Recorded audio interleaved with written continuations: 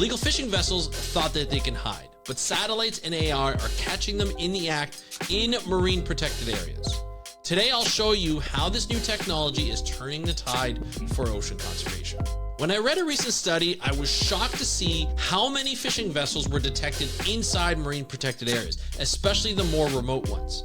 These are places we imagine as untouched, but in reality, they're often the hardest to enforce and the easiest for illegal fishers to exploit. That hit me personally, because MPAs are supposed to be our ocean's havens. But here's the good news. Satellites and AI are changing the game. We're finally catching vessels that thought that they can hide, and enforcement is starting to get smarter and stronger. In this episode of the How to Protect the Ocean podcast, I'm going to share real-world examples of how these tools are already protecting the ocean and why it gives me hope for the future. So let's start the show. Hey everybody, welcome back to another exciting episode of the How to Protect the Ocean podcast. I'm your host, Andrew Lewin, and this is the podcast where you find out what's happening with the ocean, how you can speak up for the ocean, and what you can do to live for a better ocean by taking action. Today we're going to be talking about a lot of different things, all combined into one terrific story. We got AI, we got satellite imagery, we got synthetic aperture radar, which is like a really cool satellite. We've got machine learning, we got AIS, which is automatic identification system. We got marine protected areas, we got illegal fishing boats. There's all in one enforcement. It's a very exciting story, all packed in one research paper in the research journal Science. Now, we're going to be going a little beyond that because this research paper showed an increase in illegal fishing activity in marine protected areas, especially those that were further away from the coast, so more remote, and they spent longer within those time, 4 hours per vessel in marine protected areas per year. Not a really great story in terms of optimism, but then I wanted to go a little bit further and I found some examples of opportunities where satellites, AI, and machine learning were used to detect and enforce, of course, and prevent further illegal fishing in marine protected areas. So we're going to talk all about that on today's episode, which I can't wait to do that. But first, before we get into that, if you are interested in marine stuff, you want to learn about the ocean, you want to learn more about these conservation stories, you can get more information each and every weekday with our newsletter. Just go to speakupforblue.com/newsletter. That's speakupforblue.com, all one word, /newsletter to get access to our newsletter and get information on ocean conservation in your inbox 5 days a week. It has all of our podcast stuff, news articles that are coming out, something that's very interesting each and every day. Check it out, speakupforblue.com /newsletter. Let's get back into the story. This is really interesting. So this is how they use it. They use synthetic aperture radar, SAR, satellite imagery, combined with AIS data, which is automatic identification system, and AI and machine learning to detect industrial fishing vessels. So essentially what they did is they took the satellite imagery, which is really cool. It's not like your regular satellite. It basically takes the surface of the water and makes it really like an impenetrable marker. It looks like concrete. And then it takes fishing vessels and makes them dark. So you can actually detect fishing vessels each and every way. It's really cool. They use it to monitor anything at the surface. They know where the boundaries of the marine protected areas are. They can find out where these fishing vessels are. So they overlay a map or a polygon of where these boundaries are because they're invisible normally. We don't see an actual physical barrier in the ocean that goes down the water column to prevent people from coming in and fishing in marine protected areas. Now, before we go further, marine protected areas are areas where they protect any kind of extractive activity, including illegal fishing. It's usually to protect fish, allows fish to grow bigger, allows fish to grow more in terms of number and bigger so that they spill over the boundaries of the marine protected areas and they get fished by fishermen legally. But they're not allowed, the fishermen are not allowed inside the boundaries of the marine protected areas because that is where they're allowed to grow. There's special areas, and so we need to protect them. These fishing vessels will come in because you know why? Nobody's there to watch them. Because the ocean is massive and you can't just keep, boats there all the time. It's expensive. It's almost impossible to do that. So we have satellite imagery like SAR, right? The satellite imagery allows this picture to be taken at some point in time to find out if there's any illegal boats that are in there. AIS data, automatic identification system, is placed on some of these boats that allows it and detects the GPS coordinates of where they are at any point in time. Well, within a certain interval. I think sometimes it's seconds. I've worked with this data before. You can really see, like if you look at worldwide and how this AIS is done, for those boats, which are still a lot, those boats that use it, you can actually see tracks all over the world and where these boats have gone, what flags they're flying. It's really cool data, hard to get a hold of. It's usually managed and kept by the Coast Guard, but I've worked with it when I worked in government. It's really cool data to have. So you have these boats, so you know where they are, we know which boats are where, and then we have the satellite imagery to detect which boats are within the marine protected areas, and then you can find out basically on speed. So if they're trawling, you can see how they slow down, all this different type of stuff. You can find out all this with this data. And of course, AI and machine learning can quicken that processing speed so you can catch them almost in the act. So if they're coming to a border, you know where they're going. You can like basically deploy Coast Guard vessels or whatever the vessels are for each country to get out and to enforce this illegal fishing activity to prevent it from happening. So the faster the authorities can get on it, the better. So AI and machine learning help it. So you got satellites and AIS to detect the illegal activity, and you have AIs and machine learning to deploy the enforcement to go out and catch them. So that's what the story was essentially. They focused on coastal marine protected areas globally between 2022 and 2024. Only coastal MPAs that are larger than 1 kilometer squared were considered, since remote MPAs often lack consistent satellite data coverage. Okay, SAR satellite data coverage. So prevalence of fishing in MPAs, they detected industrial fishing happened in 47% of coastal MPAs worldwide during the study period. So that's only within 2 years. So many of the vessels detected, 67%, were untracked by public monitoring systems, so no AIS. So the satellites can detect all the boats that are there. The AIS can identify which boats have AIS and which boats don't. If you don't have AIS and you just see a boat there, why aren't we being able to see this? This is consistent with other studies that show 75% of the fishing vessels around the world do not have AIS. They are untracked. This is very scary in terms of what is happening with fishing and illegal fishing because we can't track these boats.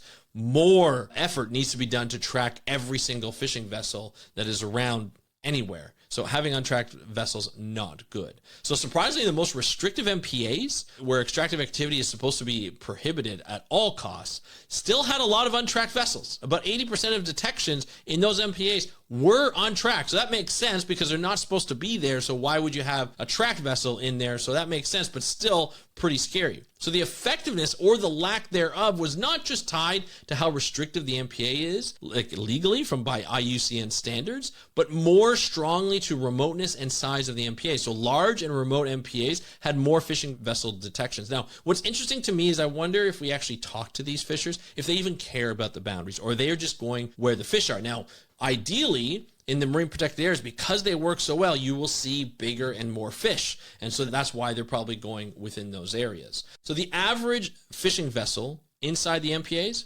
was around 4 hours per square kilometer per year when both tracked and untracked vessels were counted. That's a lot of time. I know that sounds weird, but that's a lot of time thinking about how often these fishing vessels go into these areas where there's marine protected areas. So that is something that is not good, right? That's a lot of time in these marine protected areas. So the density and presence of fishing vessels, so tracked and untracked, in MPAs correlate more strongly with MPA size and remoteness rather than the formal protection category. So it's not as if it's just, hey, that's protection. It's actually the size and the remoteness of the MPA. So here's the thing. We do have gaps in monitoring, right? That is one of the limitations that this study identifies. So public tracking systems, AS, miss a large portion of the fishing activity. Untracked vessels make up a large and major invisible pressure. So that's something that we can't see through AIS. If you can't see the data on a map, it's really difficult. Even though there's so much data, there's so many more vessels that go untracked. We also have to worry about paper parks. It's a risk. When MPAs are designated, which takes a long time to designate them, when they're designated, they need to be enforced. If they're not enforced, they're just considered paper parks, meaning that they're on paper, we see them on maps, but we don't actually enforce them. And so without the lack of sufficient enforcement and monitoring, we may see considerable fishing in these areas, which kind of nullifies the point of the MPA. We also need to integrate untracked surveillance. So using things like SAR, like the satellite, machine learning, and combining multiple data sources improves understanding of true fishing pressure. So a lot of the times when we do these studies, we have to understand how much pressure there is in fishing within these MPAs or just around the world. when you don't have the ability to identify who's fishing and who's not, or what's tracked and what's not tracked, like what fishing vessels aren't tracked, we lose the ability to understand the true fishing pressure. So if we only look at tracked vessels, we only get a snapshot of what's actually happening.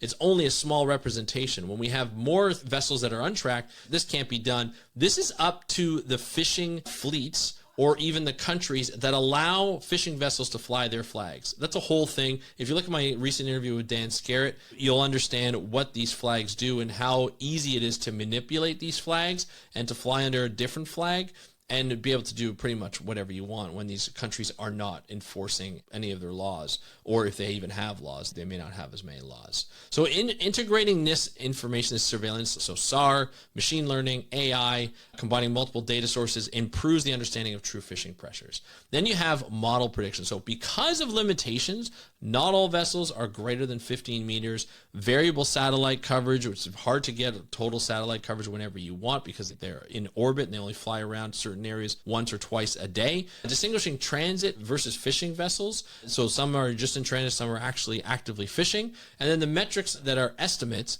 Actual fishing effort in some marine protected areas may be higher, especially in places with weaker AIS coverage. So the fact that there's so many variables, we're not there physically all the time, these enforcement people, and we're seeing it from orbit, and we're seeing things like from a digital landscape, like on a GIS or a mapping tool, and only seeing data points and maybe missing data points from untracked vessels. There are a lot of underestimations that are happening right now, and we have to assume that there's more fishing pressure around the world, especially within these marine protected areas. So now that's the bad news. I know this a lot, and I appreciate you handling me. The good news is coming. There are a lot of things that we can do, and there are a lot of things that are being done, and I think that's something really interesting. Detecting dark vessels with SAR and AI. So here's how it works. SAR satellites can detect ships, I just kind of mentioned it, regardless of the weather or lightning. So that's good. AI models match SAR detections with AIS data to flag quote-unquote dark vessels, those that are not transmitting AIS. So like I said before, the satellite imagery can actually detect what's in the marine protected area boundary, even though the AIS, like the dot, doesn't come up on a map.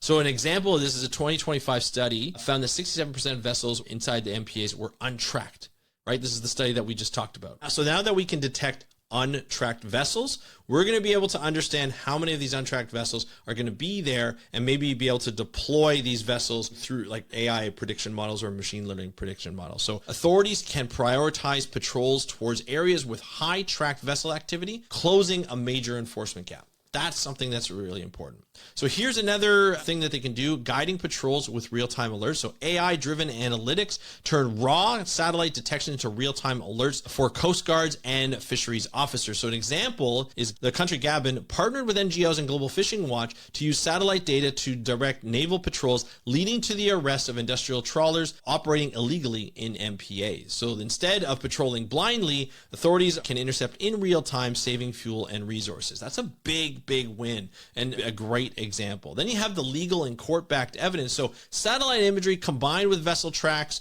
creates verifiable evidence admissible in legal or policy disputes. So an example, in Europe, court rulings upheld trawl bans in MPA strengthened by satellite-based evidence showing incursions. So we see the actual stuff in court saying, hey, look, we may not have caught these vessels right away, but we know this is happening. We know the vessels. We're able to track them through AIS and satellites. Now we can give them the business, right? We can give them those court decisions where they're not going to be very happy and they're going to be fine. Now, those court decisions can be tougher if we put the right laws in place, and that's another issue, but that's something that we need to worry about in the future. So that provides a lot of like a black box record that regulators and courts can use to uphold restrictions. Now you've got persistent oversight of remote MPAs using that satellite imagery and AI large-scale surveillance. Remote MPAs are too vast for constant patrolling. We can't do it, but the UK Blue Belt program uses daily satellite imagery or monitoring for Tristan da Cuna's, I think that's how you pronounce it, remote MPA to detect potential illegal activity with alerts directing patrols to areas to be avoided. It prevents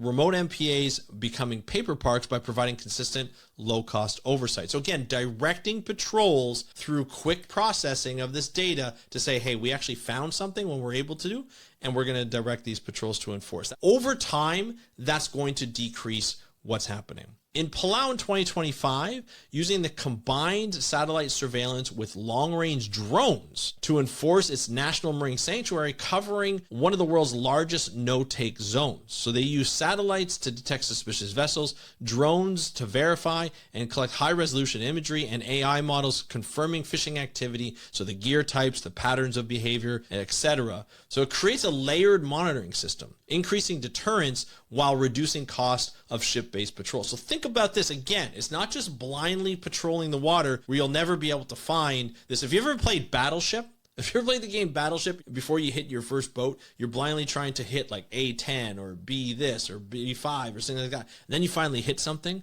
Well, that's doing it blindly. But imagine if you had somebody behind you to just kind of be like, hey, you know what? A10 is actually going to miss. Let's go B5. You're going to hit the big battleship, right? And it's having something there to direct you. I know for the game that's cheating, and don't cheat in Battleship. The person you're playing against is not going to like that. But here we have to cheat a little bit to get into it. And just by using data, we can better inform our patrols and save on a lot of money for patrolling.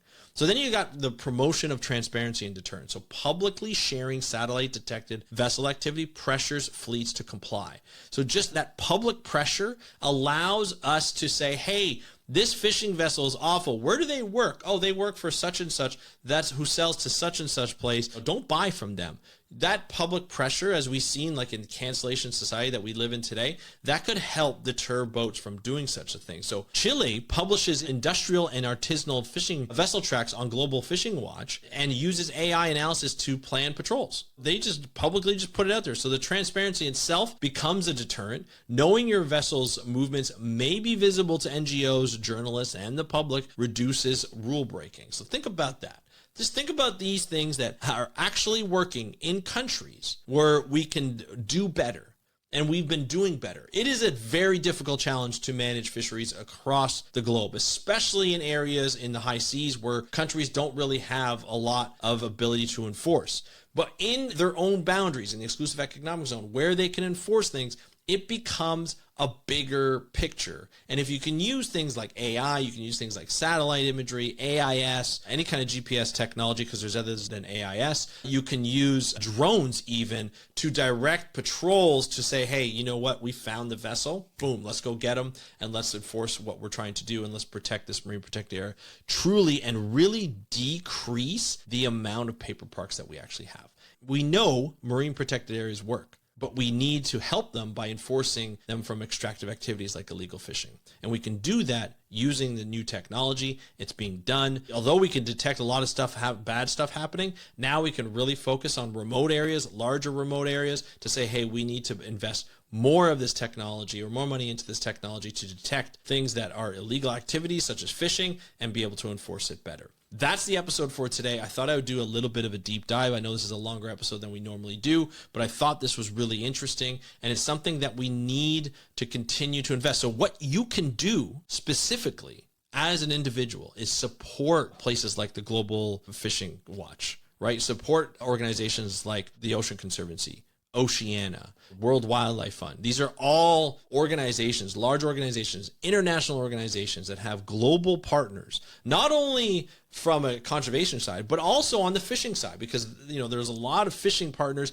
that want to make sure that fishing is sustainable and that they're following the rules and be able to stomp out illegal activity. Let's reward the fishers that are doing things legally, and let's enforce the rules for fishers who are doing things illegally. You can do that by supporting these organizations who are out there actively doing this type of stuff. So that's something I wanted to talk about today. I wanted you to know about more and more and more. We're going to be covering these things in the future. So I'm really happy to do that. If you have any questions or comments, leave a comment if you're watching this on YouTube in the comment section below. And of course, if you're listening to the audio version, which I love the fact that you're listening to the audio version, start off on audio, always will do audio. Please get a hold of me by going to the website speakupforblue.com/contact. Just fill out the form, or you can just hit me up on Instagram at How to Protect the Ocean. Just DM me. I would love to chat with you. I'd love to hear your questions and comments. And that's it for today's episode of the How to Protect the Ocean podcast. I'm your host, Andrew Lewin from the True North Strong and Free. Have a great day. We'll talk to you next time, and happy conservation.